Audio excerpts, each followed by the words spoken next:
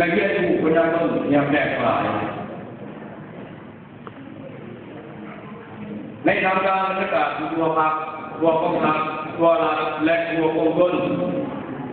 ได้เกี่ยวกับการปฏิบัติที่กองทุนใหญ่ครั้งที่เก้าของพรรคในแต่ละระยะก่อนนั้นก็ได้ออกแผนทางผลงาน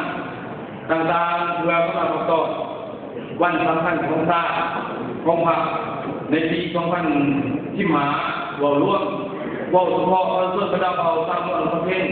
ได้ออกแผนมันภายในที่กองทุนใหญ่ครั้งที่7ขององค์คณะพักเมืองเอาสู่ที่ตัวจริงจังเป็นกระบวนการเกิดขึ้นและกำลังต้อนกองทุนใหญ่ครั้งที่8ขององค์คณะพักแฝงและครั้งที่10ของพรรคมื้อนี้เริ่มในเวลา9 โมงครับ9 โมงครับเป็นทาง10 โมงของวันที่31 มีนาคมปี2015ทั่วภาคทั่วรัฐในทั่วกรุงเทพเราว่าร่วมเราทุกคนอยู่เมืองพัทลุงได้พบเพียงกันจะตั้งพวกซูมมิติ้งเพื่อเฉลิมฉลองวันสำคัญครับวันต้นปีเวลาครบ60 ปีแต่วันที่22 มีนาคม 1955ถึงวันที่2 มีนาคม 2015